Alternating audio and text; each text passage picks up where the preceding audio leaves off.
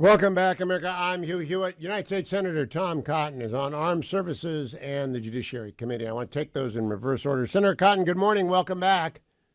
Good morning, Hugh. It's good to be back on with you.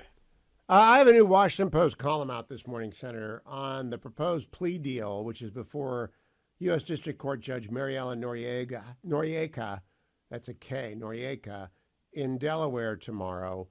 I am astonished by this.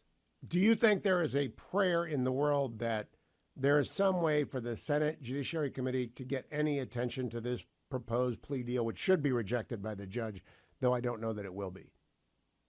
The Senate Judiciary Committee, Hugh, no, not with Dick Durbin and the Democrats running interference for the Biden family from start to finish, acting like a phalanx of bodyguards among or for the Biden family corruption.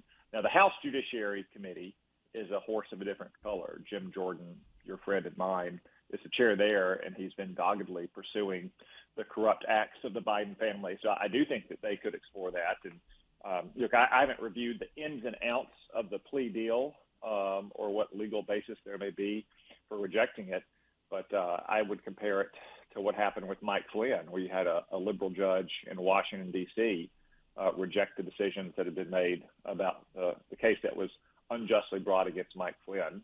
And I'd say that this would be yet another example of how there seems to be two systems of justice in America, one for liberal Democrats and one for conservatives and Republicans. Have you seen even one story? And I don't know if the Judiciary Committee has a hearing on guns coming up, but the Democrats care a lot about gun violence, and as do I, but they propose a lot of solutions that won't work. One solution I propose, enforce the laws on the book. One of those laws, if you lie on a federal background check for a gun, you go to jail, often for a long time. They're not even proposing any time on probation for that gun violation by Hunter Biden, much less 3 felony charges on tax evasion, which the tax department, tax division of justice recommended and the IRS agents recommended. I mean, I've never seen a plea deal like this, Senator Cotton. Hugh, well, first off, I think you're being a little too charitable to the Democrats when you say they care about gun violence, just have bad solutions. I think what they care most about is gun control and disarming law-abiding citizens, because it's like clockwork, Hugh. Every time a Democrat takes the White House, prosecutions for gun crimes fall. I can tell you in the Trump era, there was a serious focus on gun crimes, in part because there are so many felons out there carrying guns in violation of the law, committing other crimes, that you can significantly deter crime if people believe that they're going to face severe consequences. You know, the Trump-era U.S. Attorney in Little Rock told me back in those days that they had audio recordings of criminals on tape saying, don't take a gun into Little Rock, because if you get caught, you're going to do federal time. Yet, when Joe Biden took office, just like when Barack Obama took office, they stopped the enforcement of regular, routine gun crimes, just like you see with Hunter Biden. And as you say, I believe from the plea deal, he didn't even get probation. No, that's correct. Yeah, I think it's some kind of diversion agreement. Whereas if he stays clean for a couple years, then it will be expunged entirely as if it never happened, even though they had him dead to rights, lying on a federal form. This is not a example of he said and she said, Hugh. They had him dead to rights, lying in writing on a federal form, yet he doesn't even get probation. Have you seen even one story comparing the average sentence for that crime against no sentence at all, not even probation, nothing for Hunter Biden, diversion? Have you seen even one story doing the comparison? No, Hugh, because just like the Senate Democrats and the Judiciary Committee, the traditional media is acting like a phalanx of bodyguards for Joe Biden and the Biden family as a whole. They don't want to write these kinds of stories because they're worried about where they may lead. And if they even hinted that they're going to write a story, start covering this, then lefties come down on them like a ton of bricks. I mean, you probably saw Hugh yesterday in the White House after one of Hunter Biden's close friends and business partners alleged that Hunter put his father, Joe Biden, when he was sitting vice president, on the phone with business associates more than 20 times, and the White House spokesman was asked, had he ever been on the phone with his son, responded, he was never in business with his son. Hugh, that's a very different question than the one that was asked. And In fact, I want to play that clip for the audience so that they understand. This was a 180 yesterday by Karine Jean-Pierre, who is, of course, the worst press secretary I've ever seen, and I've been following this a long time.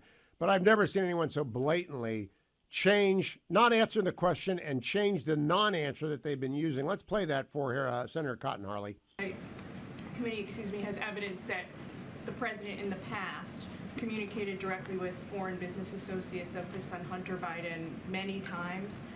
Curious if the White House and the president still stand behind his comment that he's never been involved and has never even spoken to his son about his business. So I've been asked this question a million times. The answer is not going to change. The answer remains the same. The president was never in business with his son. I just don't have anything. All right, Tom Cotton, Senator, have you ever heard that answer before? Because the answer used to be from Joe Biden, I never talked to my son about any of his business dealings. Yeah, I never talked to my son about his business dealings, which, of course, very much would include talking to my son and his overseas business associates in their crooked deals. Yet when she was asked that question directly, the White House spokeswoman said Joe Biden was never in business. Obviously, that is a screaming implication that, yes, he did, in fact, not only talk to his son, but his son's overseas crooked business partners. Senator, I had on Mike Pence yesterday and I had on Ron DeSantis on Thursday. My theory, my assessment is 70% of the Republican Party supports robust aid to Ukraine, not troops. Maybe 60% lowest. Ron DeSantis said it's 50-50. And now Belarus and Russia is threatening Poland. So two-part question. Where do you think the Republican Party is on aid to Ukraine? And what do you think we have to do if Belarus or the Wagner Group attacks Poland? So, Hugh, first off, I'd say the vast majority of Republicans across the country support Ukraine, even if we don't support Joe Biden's Ukraine policy. That's where I stand. We all want to help Ukraine succeed in defending its own territory from this unprovoked war of aggression. We wish it hadn't have lasted as long as it already has. A main reason it's lasted so long is because Joe Biden has been so weak and timid from the very beginning. You know, right now, Ukraine's offensive is not going as well as some might have hoped, or going as quickly as some might have hoped, in part because they don't have the kind of fighter jets and air defense systems to help their troops on the ground. Why don't they have them? Because Joe Biden's been pussyfooting around for the last 18 months, not giving Ukraine what it needs to win. He keeps saying we're going to go or support Ukraine for as long as it takes. Most Republicans would rather see us help them win as quick as they can. The second part of your question, of course, any attack by an adversarial nation against a NATO country has to result in a military action in defense of our NATO partners. And more importantly, we have to be clear about that from the very beginning. The only way to ensure that that attack won't happen is to make it clear to people like Vladimir Putin and Alexander Lukashenko that any attack on a NATO country will be met with a forceful, decisive response. That's the best way to stop such an attack from happening in the first place. Since Lukashenko, the dictator of Belarus, met with Putin over the weekend and made the threat, the Wagner Group wants to go to Poland. Maybe a joke, maybe not a joke. And then Putin said, well, you know, if they attack Belarus, we are obliged to come to their aid and attack Poland. Nothing has been said from the podium at the White House. What should the president say about the so-called joke? Clear, firm, decisive warning that any attack on a NATO country will be met with a forceful response. The lessons of history are clear, Hugh, from the Peloponnesian War to World War I and World War II. The way to stop aggression is vigilance, preparedness, and early, firm reaction to aggression.